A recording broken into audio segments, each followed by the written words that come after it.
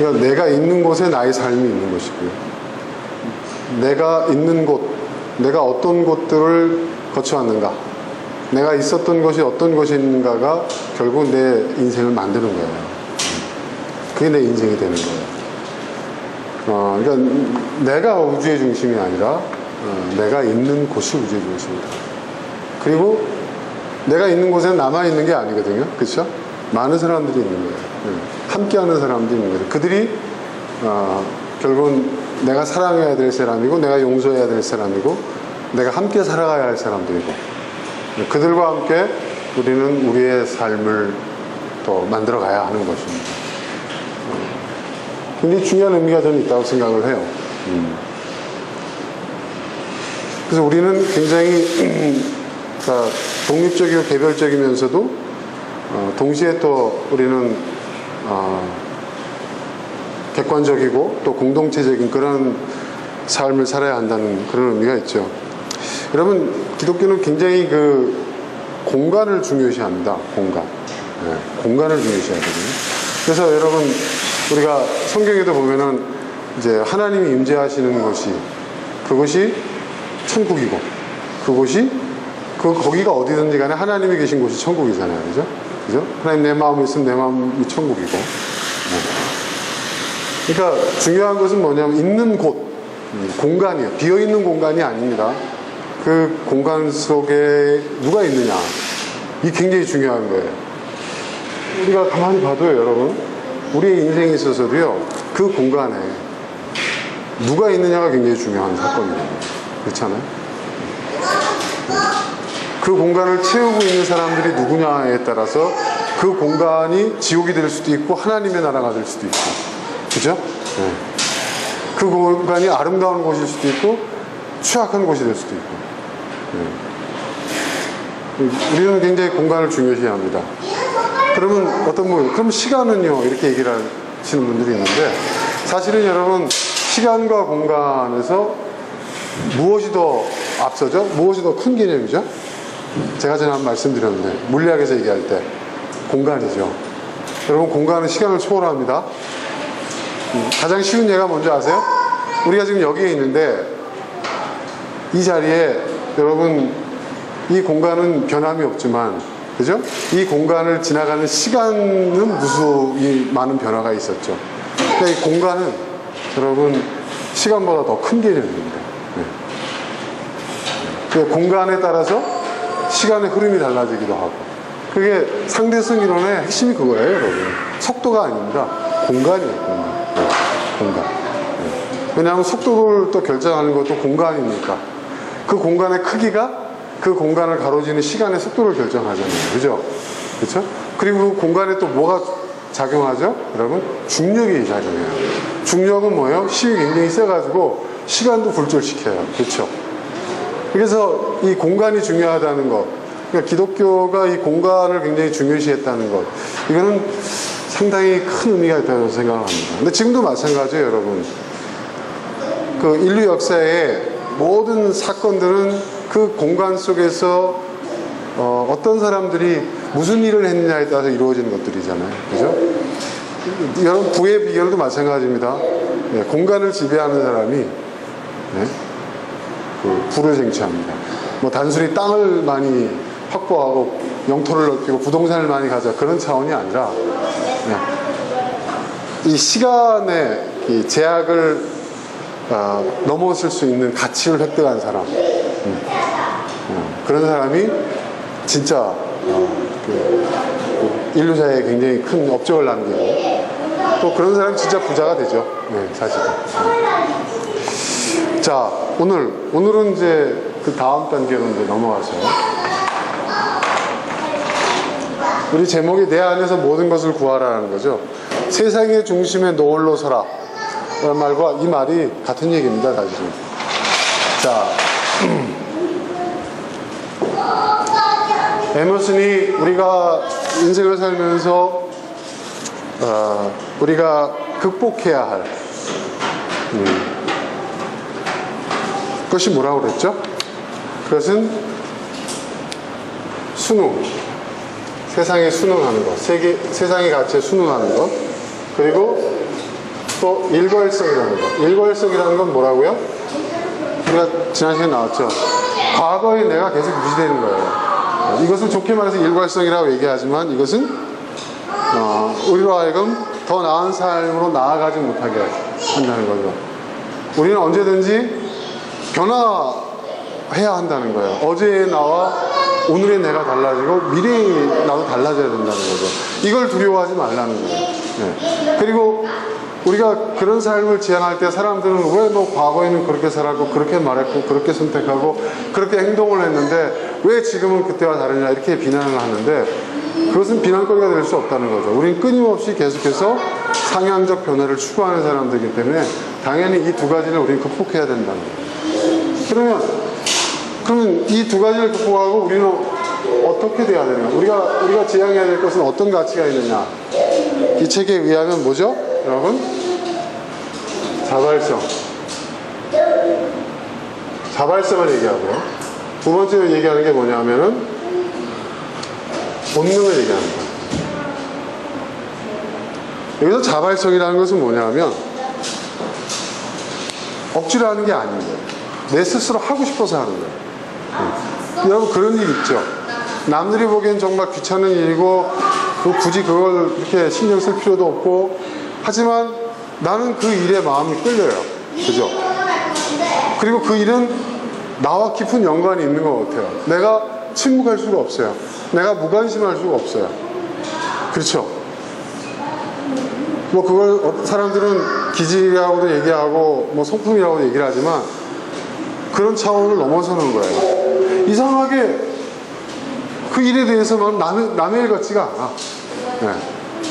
그리고 그 일이 뭐 내가 개인적으로 뭐 좋아하는 일도 아니고 그거 한다고 해서 나에게 뭐 얻어지는 것도 없지만 오히려 내가 더 손해도 볼 수도 있지만 희생해야 할 것들이 있을 수도 있지만 그럼에도 불구하고 그 일에 대해서만큼은 내가 그냥 자발적으로 억지가 아니라 내 마음속에서 그냥 우러나오는 것들. 그쵸? 이게 자발성이에요. 그런 의미에서의 자발성. 그리고 이 본능이라는 것은 뭐 우리가 타고난 그 어떤 우리의 육체적 본능 이런 차원이 아니라 이건 뭐냐면은 쉽게 얘기해서 본 네이처 말하자면 그냥 내가 그러니까 내가 의도하지 않고 뭐 척하지 않고 내가 뭐 이렇게 의도적인 어떤 노력을 기울이지 않아도 그냥 내 안에 있는 자연스러운 그쵸? 그런 본능. 아 배고파, 아 졸려, 막 이런 것도 물론 포함되어 있지만 보다 근본적으로 내 안에 있는 거예요. 가끔씩 우리 아이들이 놀래게 할 때가 있잖아요. 그죠? 이거 가르쳐 준 게 아닌데, 그죠? 얘가 어떻게 이걸 하지? 응? 어떻게 이런 표현을 할 수 있을까? 어떻게 이런 지혜를 내가 깨달았을까? 뭐 그럴 때 있어요. 그런 타고난 것들. 달란트라는 게 이런 얘기죠.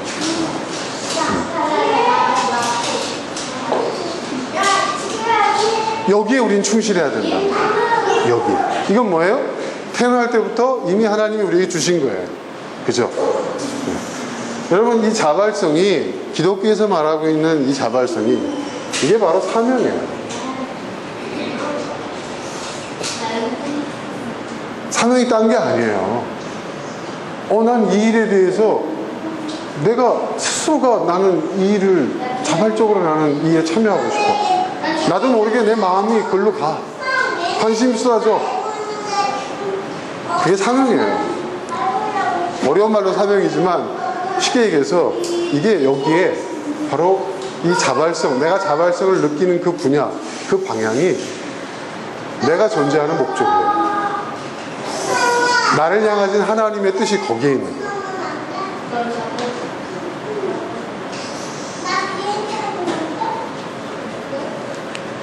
거기에 있는 거예요. 사실 어려운 일이 아니에요. 왜 어렵냐면 우리가 세상에 순응하고 세상의 가치에 따라서 이렇게 다들 이렇게 사는데 이렇게 살아야 성공하고 행복하다는데 이런 것 때문에 헷갈려서 그렇지 그런 거 싹 무시해버리고요. 내 내면에, 내 안에 있는 내 내면의 음성에 귀를 기울여 보세요. 나는 무엇의 자발성을 느끼고 있는가. 그러면요, 내가 자발성을 느끼는 일에는요, 여러분, 그 일로 인해서 내가 뭘 얻지 못하고 손해를 보고 이해 타산이 중요한 게 아니에요. 내가 그 일에 참여하고 있다는 것, 내가 그 자발성에 충실하고 있다는 그 자체만으로도 만족스러워요. 그게 중요한 거예요.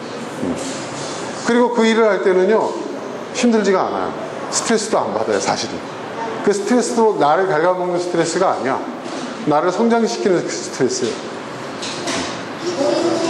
계속 그렇게 하다 보면 어떻게 됩니까? 거기서 내가 존재하는 존재의 의미를 깨닫게 돼요. 아, 이거였구나. 아, 나는 이걸 위해서 태어났구나. 난 이걸 할 때가 제일 행복하구나. 세상의 기준을 따라서 가타부타 신경 쓰지 않게 돼요. 그런 걸 얻어야 돼요. 그게 굉장히 중요한 겁니다. 이 본능이라는 거. 우리는 자꾸 우리가 무언가 어떤 걸 더해야만, 능력이 많아져야 우리는 더 성공할 거라고 생각합니다. 근데 여러분 가만히 보세요. 세상에서 진짜 성공한 사람들, 이제 보세요. 천재성이라는 게 뭘까요, 여러분? 저는요, 본능에 충실한 것이고, 본능이 극대화되는 게 천재성이라고 저는 생각합니다. 제 말 틀려요? 맞을거래요, 여러분? 여러분, 우리는 뭐 가장 흔히 좋은 예를 들을 수 있는 게 뭐냐면 예술성. 그렇죠? 저는요, 우리가 태어날 때 예술적 어떤 그런 그 타고난 능력들이 다 있다고 저는 봐요. 어떤 사람은 미술, 어떤 사람은 음악, 어떤 사람은 몸으로 표현하는 거. 저는 운동도 예술이라고 생각하는 사람이에요. 운동도 예술이에요, 여러분. 그렇지 않아요? 스포츠도 예술입니다. 하나님이 우리에게 주신 그런 본능들이 있어요. 근데 우리는 이거를 개발하지 않았던 거예요. 이거보다는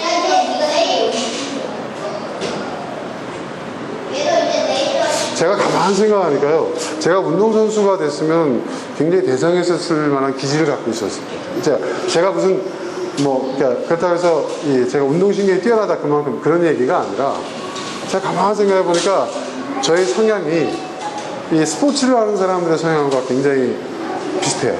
승부욕도 있고요. 집중력도 있고 뭔가 이렇게 응용력도 순발력도 뛰어나고 제가 탁구나 축구나 농구 경기 뭐 이런 걸 할 때 보면요. 경기력은 제가 상대보다 못해요. 그런데 작전을 잘 짜고요. 특히 심리전에 대가합니다. 그러니까 상대가 실력이 저보다 압도해서 7, 8이어도 저는 3, 4의 실력을 가지고 이겨요.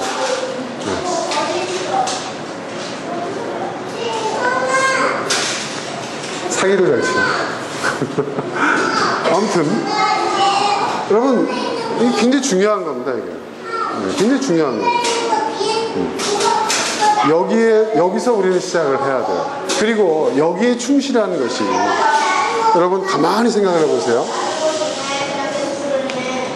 이 책에서도 얘기를 하는데 여기서도 이제 신에 대한 이야기가 나오죠. 물론 에머슨이 얘기하고 있는 신이라는 그 개념은 그 제도적 종교로서의 기독교가 말하고 있는 그 기독교의 신만을 의미하는 게 아닙니다. 이 포괄적. 그러니까 하나님은 에머슨이 말하는 신은 제도적 종교의 틀에 갇힌 신이 아니라는 거죠. 그러니까 그런 신은 신이 될 수 없다는 거예요.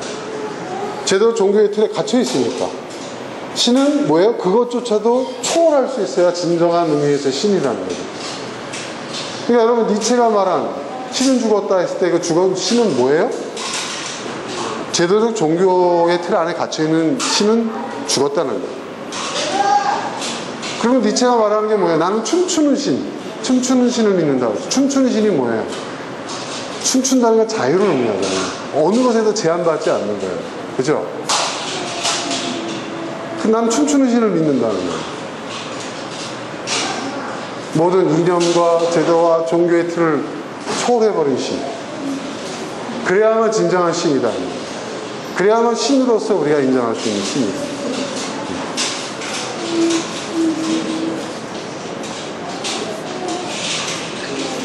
그러니까 에머슨도 같은 입장이에요. 그런데 그러니까 우주에 존재하고 있는 모든 생명의 근원은 신으로부터 오는 것이에요. 왜냐하면 우리가 초월자를 생각하지 않고서는, 그렇죠? 이 우주를 생각할 수가 없어요. 왜냐하면 모든 것이 원인과 결과에 의해서 이루어지기 때문에 그 최초의 원인으로 거슬러 올라가면 뭐 진화라 할지라도 그 진화의 시발점이 되는 그 지점에는 초월자가 존재할 수밖에 없다는 것이죠. 자, 그런데 그 생명의, 여러분, 그 모든 생명의, 그 생명이 움직이는 생명의 기제, 생명의 메커니즘을 들여다보자 이거죠. 모든 생명은 여러분 어떻습니까? 자발성과 본능에 움직여요. 그죠? 그렇죠? 생명의 공통 언어는 뭐냐? 자발성과 본능이라는 거죠. 그죠? 이 자발성과 본능. 여러분, 우리가 자연 하잖아요. 자연이라는 게 뭐예요? 한자로 풀어서 스스로 자자에다가 그럴 연.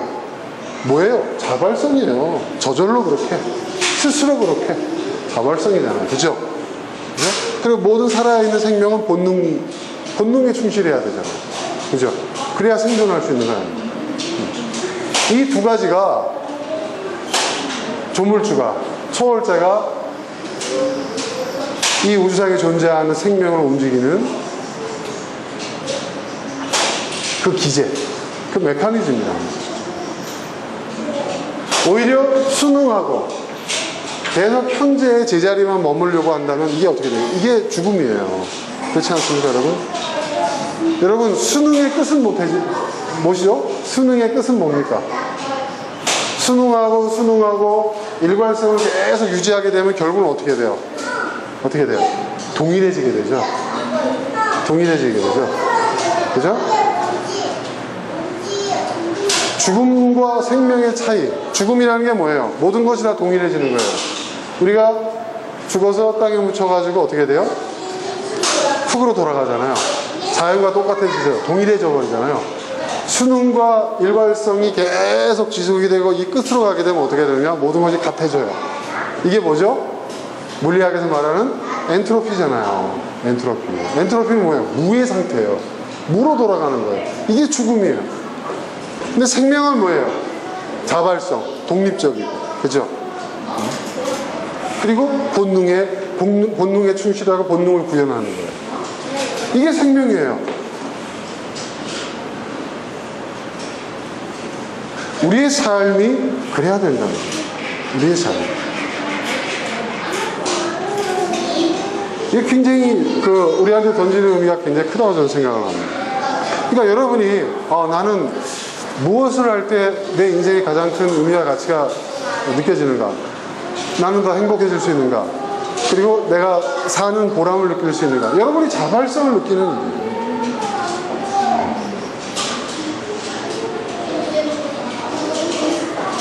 세상이 얘기하는 것에 귀를 막고 내 내면의 소리에 귀를 기울여. 나는 무엇에 자발성을 느끼는가? 그리고 본능. 내가 타고난 능력이에요. 네? 배고파, 졸려, 이걸 얘기하는 게 아니에요. 그건 아주 낮은 단계의 본능이고, 태어날 때부터 나에게 주어진 능력이 있어요. 저마다의 능력이 있어요. 그걸 발견해야 돼요. 근데 우리는 세상에서 성공하려면 공부 잘해야 된다, 뭘 해야 된다, 그러니까 이걸 자꾸 우리는 스스로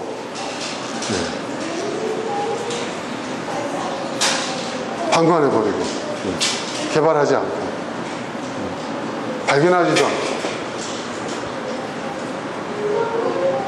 여러분, 인생은요, 보물찾기와 같습니다.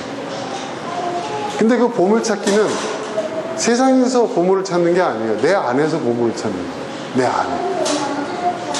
하나님이 나에게 주신 보물이 있다는 거예요.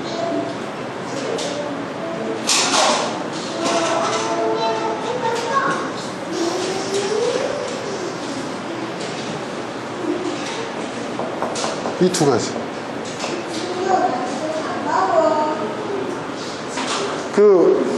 제가 그 예술성에 관련된 다큐멘터리를 제가 한번 본 적이 있는데, 굉장히 유명한 세계적 오케스트라의 수석 연주자예요. 근데 이 사람이, 평일날 연주가 없을 때, 연습이 없을 때, 길거리에 나와가지고, 네, 공연을 하는 거예요, 그냥. 네. 자기가 이제 모자를 이렇게 벗어놨더니 악기 슈트케이스를 딱 열어놨더니 사람들에게 다 막 돈을 주는데, 거리의 악사인 줄 알고. 근데 자기는 거리의 악사가 아니거든요. 그러니까 뭐냐면 자신이 직업으로서도 수석 연주자지만, 그거는 말하자면은 그 오케스트라에서 기획하고 준비한 또 그들이 원하는 음악을 해야 되잖아요. 근데 자기가 하고 싶은 음악을 하는 거예요. 근데 그걸 할 수 있는, 마음껏 할 수 있는 곳이 어디냐? 집에서 하면은 막 민원이 들어가고 난리가 나는데, 경찰이 오고, 거리에 나와서 하면 사람들 박수를 받는다는 거예요. 했다는 거예요. 돈을 내는데, 자기가 그 돈이 필요한 게 아니라는 거예요. 그래서 그 돈을 가지고, 불쌍한 사람을 돕는 기금을 모금하기 시작했다는 거예요. 그래서 그 기금을 가지고 뭘 할까 하다가, 음악에 본능이 있는 아이들, 음악에 재능을 갖고 태어났지만은 가난해서 악기가 없어서 음악을 할 수 없는 아이들을 돕기 위해서 그런 아이들, 재단 세계에 그런 아이들을 돕는 그런 재단을 만들었어요. 그게 바로 그 유명한 쓰레기로 만든 그 악기를 만든 그 아이들 있잖아요. 남미에 있는, 이름이 갑자기 생각 안 나네. 그 재단이 시작된, 그 학교가 시작된 출발점이라는 거예요. 대단하지 않습니까? 네. 자기는 그냥 나와서 자기가 하고 싶은 음악을 마음껏 하려고, 연주하려고 길거리에 나와서 했는데, 그런 일들이 이루어지는 거예요. 그런 거라는 거죠, 여러분. 그런 거예요. 그런 거예요. 네. 그러니까 여러분, 지금까지 우리가 세상 속에서, 우리가 세상이 정해놓은, 이것이 기본적으로 우리가 이 세상을 살아갈 수 있는 기본적인 조건들이야. 그 조건을 충족시키고, 또 이렇게 사는 방식, 저렇게 사는 방식, 세상이 정해놓은 그 룰에 우리는 순응하고, 또 그것에 대한 일관성을 지켜나가는 것이 여러분을 정말 행복하게 했는지, 그런 삶이야말로 내가 정말 생각했던 그런 삶이었는지 한번 생각해 보세요. 유지는 되겠죠. 근데 그게 전부라면, 그리고 거기서 더 이상 우리가 행복을 느끼지 못하겠고, 뭔가 내가 살아있다는, 나의 삶에 대한 어떤 의미와 가치를 느끼지 못한다고 한다면, 여러분, 이제는 우리가 방법을 달리해야 됩니다.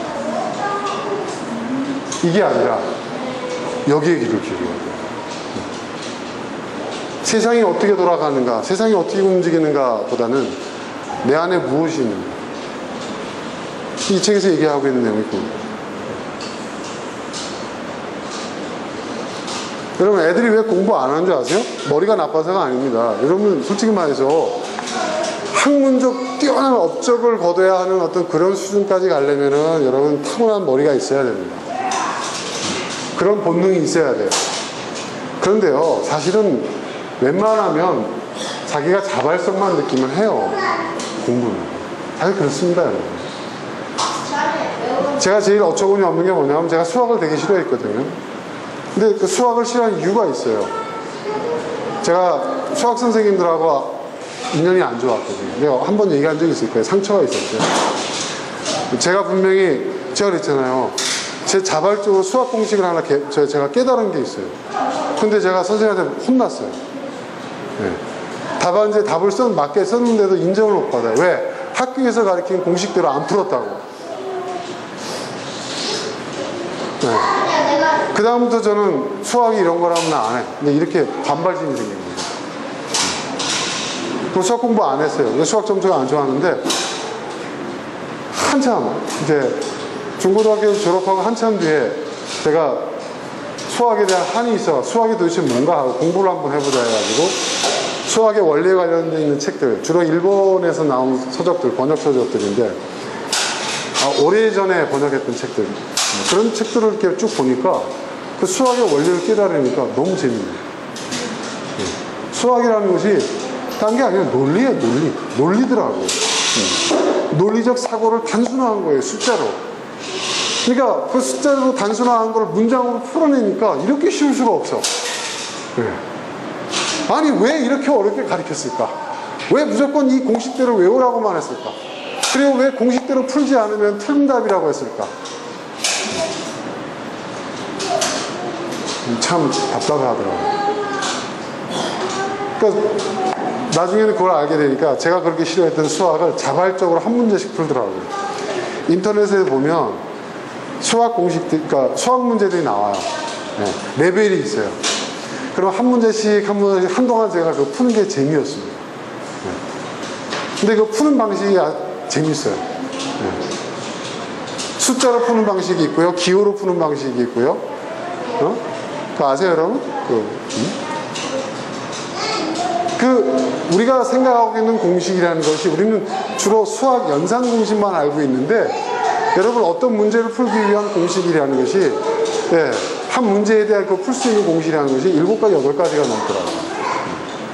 도형으로도 풀 수 있고, 우리가 잘 아는 그 분자 조합처럼 이렇게 푸는 그런 공식도 있고, 논리 공식도 있고. 그러니까 결국 뭐냐? 어떤 공식으로든지 간에 이 문제를 풀어보라는 거예요. 그거 풀어내는데 재밌더라고. 틀려도 재밌어요. 아니, 수학을 그렇게 공부하면은 얼마나 좋았을까. 근데 지금 요즘 수능 보는 아이들 보면 옛날보다 좀 나아졌지만 여전히 그 범위를 못 벗어나더라고요. 참 불행하죠, 우리는. 외국에는 수학 시간에 계산기를 쓸 수 있게 해주잖아요. 그죠?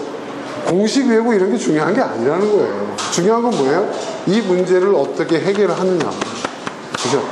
네가 알고 있는 지식을 총동원해서 이 문제를 해결해봐. 이거 아니에요? 그죠? 그리고 네가 답을 맞췄으면 네가 어떻게 해서 이 답이 나왔는지를 한번 설명해봐. 이게 중요한 거잖아요. 그죠? 뭐가 중요한지는 몰라요. 제가 이렇게 했었으면 제가 서울대 갔습니다. 농담입니다.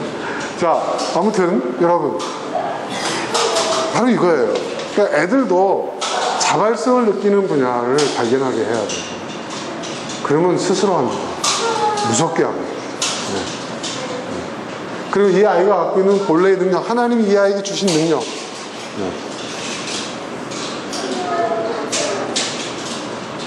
부모는 너무 주관적이에요. 주관적이어서 잘 몰라요. 가끔씩 부모님이 우리 아이를 보고 놀랄 때가 있잖아요. 우리 애가 이런 애였나? 여러분, 아이들이 점점 크면 클수록 부모님은 그런 놀라움을 경험하게 됩니다. 왜 그런 줄 아세요? 너무 주관적이어서. 객관적인 시각이 부모님은 아무래도 덜해요. 저도 그렇습니다. 우리 아이들을 바라보고. 그래서 아이들에 대한 저의 판단을 저는 믿지 않습니다, 이제. 저는 믿지 않아요. 그러니까 애들이 얘기하면, 그래, 네 말대로 해. 니네 하고 싶은 대로 해. 저는 그렇게 얘기합니다. 물론, 아이들이 좀 어느 정도 크고 난 다음에 그래야 되겠죠. 근데, 제가 왜 이 얘기를 하냐면, 부모님은 애들한테 이걸 요구하게 돼 있어요. 야, 최소한 우리나라에서는 그래도 대학이라는 걸 나와야 돼. 그죠? 그죠? 그래서 최소한 기본은 이건 해야 돼. 이런 얘기를 합니다. 그러니까 우리나라에서는 여러분, 혁신이라는 게 일어나기 어려워요. 혁신이. 여러분 자식이 명문대학교를 다니고 있는데 한 2학기 다니다가 나 학교 때려칠래요. 나는 나가서 우리 집 저쪽 그 창고 구석에 가서 나 컴퓨터 하나 만들래요. 여러분 어떻게 하시겠습니까? 동의하시겠어요? 네? 중고등학교 때 수제 소리를 듣던 아이인데, 네? 이 아이가 갑자기 학교를 그만두겠다 그러고 뭐 인도니 어디니 세계 여행을 돌아다니겠다고 막 그렇게 얘기를 해요.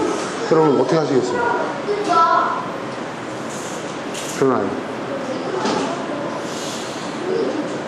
제가 누구 얘기하는 거예요 지금? 네? 네?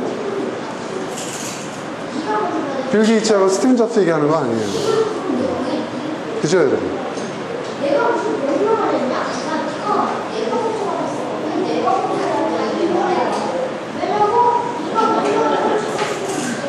그게 중요한 거예요 여러분. 아니, 애들 뭐 떠들게 두세요. 괜찮았습니다. 쟤들은 지금 우리 같은 공간에 있잖아요. 같은 공간에 다른 우주가 지금 돌아가고 있는 겁니다. 이거 좀 두십시오. 그러니까 애들이 딴짓하는 것 같지만 다 들어요. 다 듣습니다. 저렇게 하면서 듣는 게 더 영향을 많이 미친다. 무의식적으로. 전 그걸 믿습니다. 자, 여러분. 이거를 여러분 아이들에게 적용해야 되겠지만 그거보다 더 중요한 것은 여러분 자신에게 적용하는 거예요. 여러분 스스로. 이게 굉장히 시급합니다. 여러분. 자, 그럴 때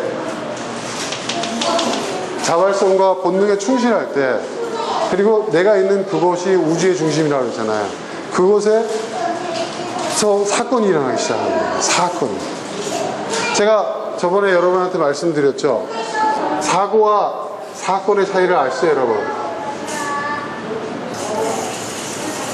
사고는 뭐죠? 네? 영어로 사고가 뭡니까? 액시던트. 사건은 뭐예요? 네? 너. 저 뒤에 숨어있는 너. 사고와 사건의 차이가 어떻게 달라? 영어로 얘기해봐. 네?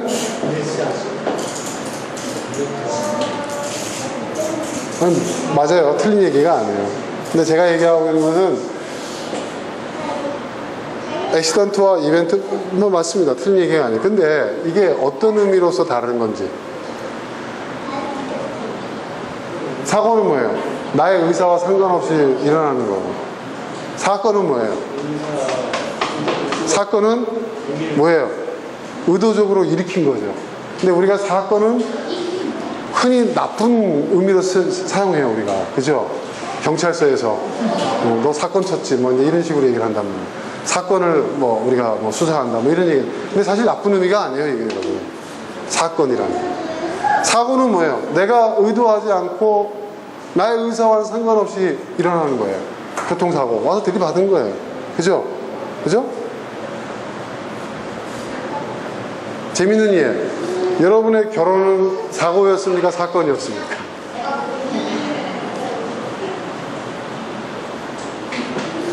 네? 사건이에요. 사건이래요. 사건.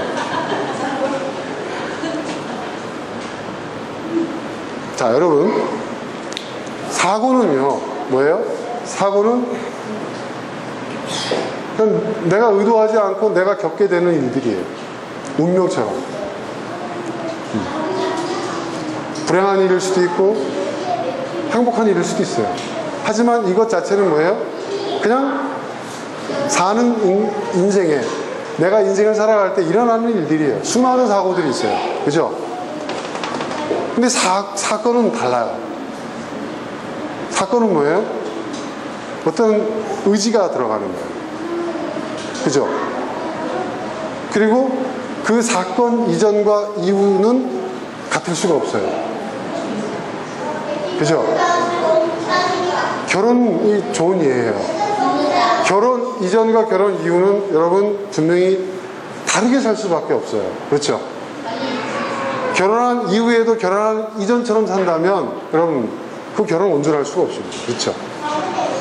네. 오직 한 사람만 사랑해야 돼. 네, 그렇죠? 그리고 이제는 개인이 아니라 가족을 생각해야 돼. 그렇죠? 그렇지 않아요, 여러분? 또 아이들이 태어나고 그렇지 않습니까? 다른 거예요, 분명히. 근데 물론 결혼도 사고인 사람들이 있어요. 사고 쳐서 결혼하는 사람들이 있죠. 그런 경우는 어떻게 해야 됩니까? 빨리 마음을 잡아서 사건이 되게 해야 되겠죠. 사고였는데 사건이 돼야 되겠죠. 자, 사건을 일으키는데 필요한 것은요, 여러분, 순응하고 일관성이 있으면 사건이 일어나겠습니까? 일어나겠어요? 절대로 일어나지 않죠. 그죠? 맨날 순응하고, 그죠? 맨날 그 일관성을 유지하는데 무슨 사건이 일어나겠어요? 내 인생이 평안하죠. 어제와 같은 오늘이 계속 유지될 뿐이죠. 자발성과 본능에 충실할 때 내 인생에 사건이 터지는 거예요. 여러분, 사건이 있어야 돼요. 사건이 터져야 돼요. 무슨 말인지 이해되시겠습니까? 사건이 끊이지 않는 인생이 돼야 돼요. 네? 여러분, 우리가 왜 여행을 가는 줄 아십니까? 왜 여행 가는 줄 아세요? 여행 가면 즐거우니까, 재미있으니까? 물론 그러세요. 그렇기도 해요. 그런데 왜 그런 줄 아세요? 내 인생에 사건이 없어서 그래요. 이벤트가 없는 거예요. 네. 그러니까 뭔가 자꾸 이렇게 그걸 외부에서 찾는 거죠. 여행 갔다 오면 어떻게 돼요? 다시 일로 돌아가죠. 여러분, 이 책에서 에머슨이 얘기하고 성경에서 얘기하고 있는 인생은 바로 이런 인생이에요. 사건. 사고는 우리가 어떻게 할 수가 없어요. 사고는 나는 거예요.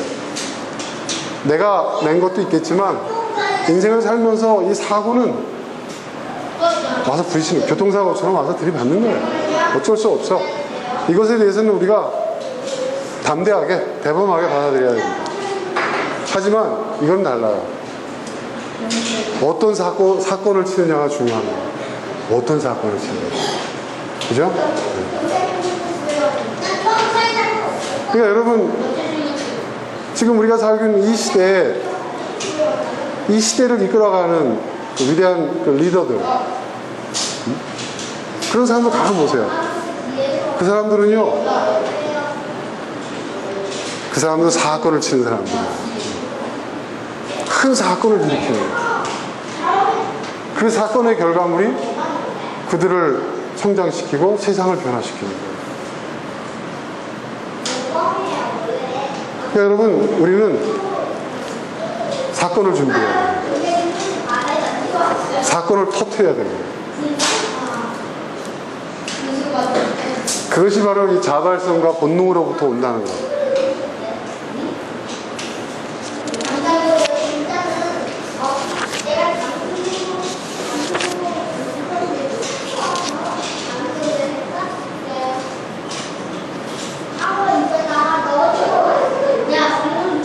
이 책에서 보면 에머슨도 이런 얘기합니다. 감히 내 생각에는 나는이라고 말하지 못한다. 대신 다른 성인이나 현자의 말을 인용할 뿐이다. 이게 무슨 말일까요? 그리고 또 이런 내용도 있어요. 여기 보면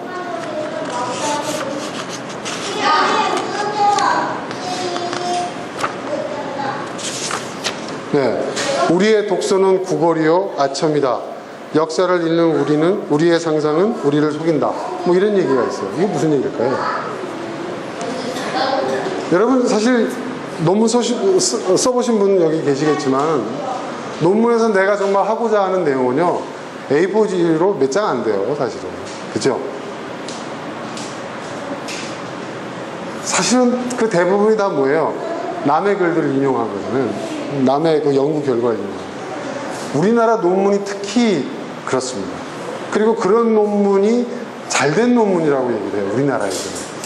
근데요, 이건 아주 잘못된 것이라고 얘기를 합니다. 네. 교수들이 그렇게 만든 거죠.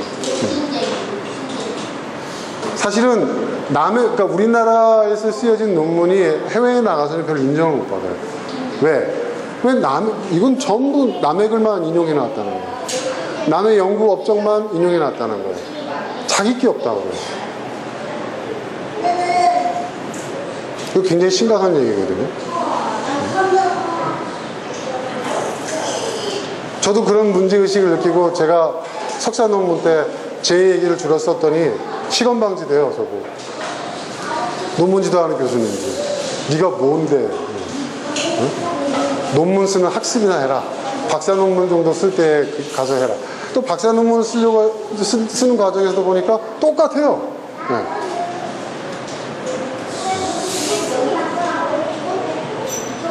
제가 얘기하고 있는 이 얘기와 지금 에머슨이 말하는 거, 그리고 오늘 주제하고 일맥상통한 게 있어요. 왜 우리는 자꾸 다른 사람들로부터 검증을 받으려고 하느냐 이거죠. 그러니까 말 한마디, 내 생각, 우리 아이들 보세요. 그런 거 의식 안 하고 얘기할 때 보세요. 얼마나 아이들이 정말 재기발랄하고 기성세대를 깜짝깜짝 놀라게 하는, 엄마 아빠를 놀라게 하는 그런 이야기들 하고. 근데 어느 순간부터 그 참심성들이 사라져가요. 교과서적인 답만 해요, 아이들이. 누가 그렇게 만드는 거예요? 부모님이 그렇게 만드는 거예요. 교육이 그렇게 만드는 거예요. 아이들의 창의성을 죽이는 겁니다. 우리 스스로가 그 최대의 피해자들이에요. 우리는 너무 여기에 길들여져 있는 거예요. 그러니까 여러분, 내 생각이 옳은가? 내 생각이 맞는가? 이걸 다른 사람한테 검증받으려고 하지 마시라는 얘기예요. 그냥 여러분이 그 일에 자발성을 느끼고 내가 이게 좋아, 나 이거 하고 싶어 하면 하라는 거예요. 물론 배우자한테는 상의를 좀 하는 게 예의겠죠. 이건 예의지. 네, 여러분 꼭 동의를 100% 구할 필요는 없어요. 뭐 본인이 내 인생 대신 살아줄 거야? 그렇죠? 여러분 부부가 같이 사는 건 맞아요. 그러나 인정해야 된다 여러분. 우리는 각자의 인생을 사는 거예요. 그렇죠? 그렇죠? 그걸 인정 안 하고 왜 그래? 왜 개인 행동에 같이 살아야 돼? 먹는 것도 같이 먹어야 되고, 응? 그냥 같이 시간 보내야 되고, 뭐 같이 뭐든지 해야 돼. 여러분 그러면 어떻게 될까요? 그 결혼 생활은 굉장히 힘들어집니다. 네. 상대방이 하고 싶은 거, 상대방이 원하는 거를 하게끔 해줘야 돼요. 네. 근데 그렇게 해주는 게 이상하게 내가 배가 아프고 좀 내가 싫다. 이건 내 인성에 문제가 있는 거야. 난 성숙한 지금 사람이 못 되는 거야. 서로가 자아실현을 해줘야 되고 서로가 행복해져야 되고. 한 달 동안 유럽 여행 갔을 때 장모님이 전화 왔어요 저한테. 와 윤서방 응? 참 대단해.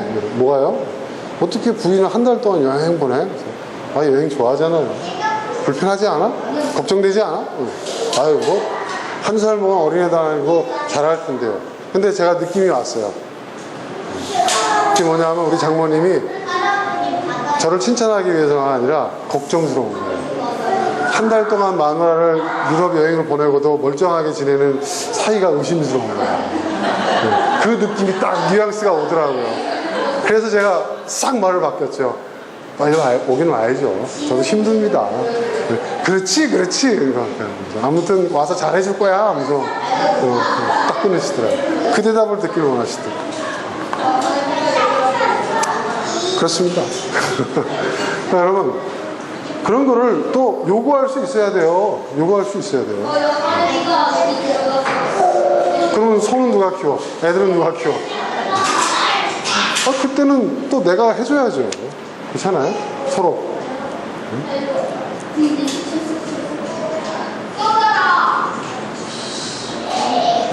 여러분 자녀들을 키울 때에도 이 아이들의 이거를 해쳐서는 안 됩니다. 저는요 우리 아들한테 뭘 하자는 얘기를 안 해요. 제가 일부러. 교회 나오라는 얘기도 안 한다고. 자발성. 이젠 스스로가 선택할 나이가 됐잖아요. 그죠? 그죠? 스스로. 자발성. 뭘 먹자는 얘기도 안 하고요. 뭘 하자는 얘기도 안 합니다. 네. 그리고 야 우리 좀 대화 좀 해 이런 것도 안 합니다. 그냥 가만 내버려둬요. 네. 그 엄마가 한 달 동안 유럽에 가 있을 동안에 같이 밥도 먹고 뭐 같은 공간에 있는데도 정말 조용하게 살았어요. 그런데 오히려 대화가 많았어요. 지가 와서 말을 걸어요. 말. 아빠 오늘 덥지 않았냐고. 어? 그리고 뭐 먹고 싶다고 얘기를 해요. 그러면 뭐 먹고 싶어? 그래 가자. 그럼 시장을 가는 거예요. 가서 지가 먹고 싶은 거 사게 해요. 그리고 집에 들어와요. 이거 묻지도 않았는데 자기가 이렇게 이런저런 얘기해요. 이게 뭐예요? 자발적으로 얘기하는 거예요. 말해. 오늘 어땠어? 공부 열심히 하고 있어? 응? 말 더 안 하죠. 그죠? 말 더 안 해요. 말 더 안 하면 어떻게 해요? 괘씸한 놈. 내가 지를 위해서 얼마나 고생하고 있는데 부모하고 얘기를 안 하려고 하네. 근데 우리 젊었을 때를 한번 생각해 보세요. 여러분. 그랬어요? 안 그랬잖아요. 내버려 두는 거예요. 내버려 두면 지가 아쉬워서 얘기해. 알죠? 지가 아쉬운 게 많다는 거. 그 용돈 떨어졌어요. 오늘 집에 딱 왔는데 이게 웬일? 청소가 싹 돼 있어요. 우리 아들이 청소를 안 하거든요. 청소를 해놓고 이제 밥도 이렇게 해놨더라고요. 물론 뭐 레트로 음식 데우는 정도 수준이었지만 같이 맛있게 먹고 제가 느꼈죠. 이 녀석이 뭔가 필요한 게 있구나. 뭐가 필요할까 생각해 보니까 용돈이 떨어졌을 거예요. 알고 있었는데 얘기를 안 했죠. 근데 끙끙 앓더라고요. 지가 끙끙 앓아요. 끙끙 앓다가 자기 전에 이제 딱 짚고 그래 경빈아 잘 자라 하고 이제 방으로 딱 들어가는데 똑똑똑똑 두들기더라고요. 왜? 그래서 제가 말씀드렸죠. 자기가 이 용돈으로 써야 할 그 용돈으로서 자기가 하길 원하는 것들이 있는데 또 배우는 학생으로서 또 이 공부해야 하는 그러한 그 두 개의 권리와 책무가 충돌을 해서 결국은 돈이 다 떨어졌는데 이 돈을 좀 아빠가 줬으면 좋겠다. 그러면 자기가 한 달 동안도 쓰고 싶은 뭐 이렇게 간식도 사먹고 마음껏 사먹고 그러면서 원하는 책을 사서 공부도 할 수 있고 두 가지 자기가 행복해질 수 있는 권리를 충족할 수 있을 것 같다. 뭐 이런 식의 얘기를 하는 거예요. 두 말 안 하고 줬죠. 자발성.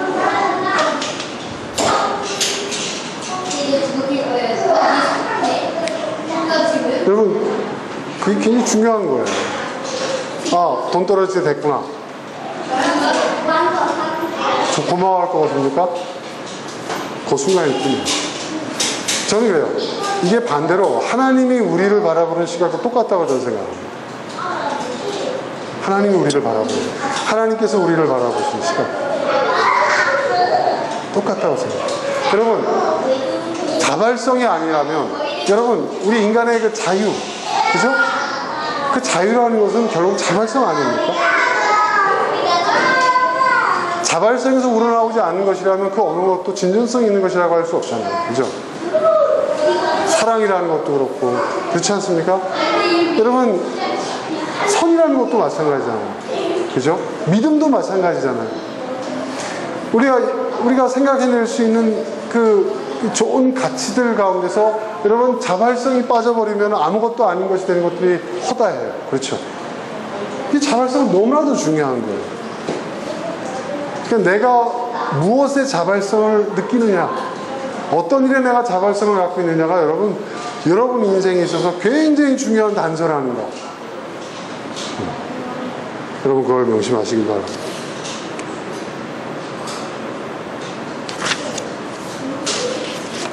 다른 사람들의 인정을, 그리고 우리가 논문을 또 어떤 글안주를 쓸 때도 누구 저명한 사람들, 유명한 사람들, 이런 사람들의 그 이름을 빌려서 내가 하고 싶은 말을 해야 정당성이 확보되고 수용이 될 거라고 생각하는 이런 피해의식들을 버리라는 거예요. 당당하게 자발적으로 말할 수 있어야 되는 거예요. 다른 사람들의 시선이 중요한 게 아니에요, 여러분. 나의 생각이 중요해요. 내가 좋고, 내가 자발성을 느끼고, 내가 행복하다면 하는 거예요. 그리고 그 결과에 대한 책임을 내가 당당히 지면 되는 거예요. 거기다가 그 일과 하나님이 나에게 주신 본능, 본래적 나의 능력, 나의 탤런트가 일치한다면 그거 이상 좋은 게 없죠. 그게 로또죠, 여러분. 그게 로또예요.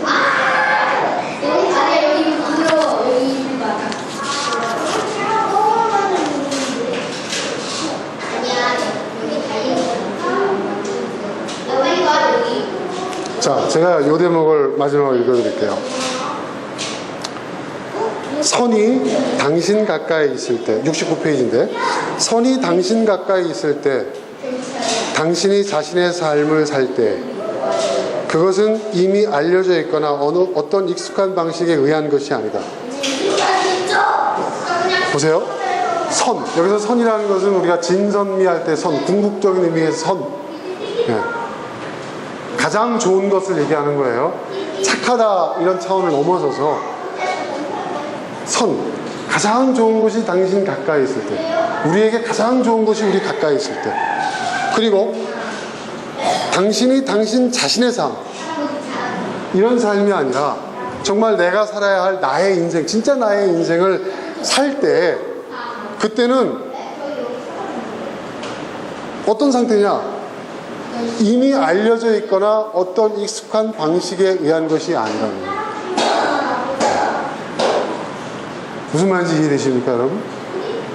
이미 알려져 있거나 어떤 익숙한 방식에 의해서는 우리가 내 자신의 삶을, 그리고 가장 선한, 가장 최선의 삶이 나에게 가까이 올 수 없다는 거예요.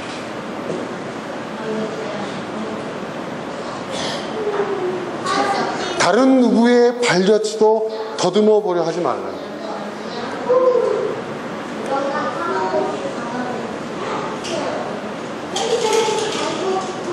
그런 방식, 그런 생각, 이 모든 것이 완전히 낯설고 새로운 것이 돼요. 누구도 가보지 않는 나만의 방식, 나만의 삶, 그런 삶.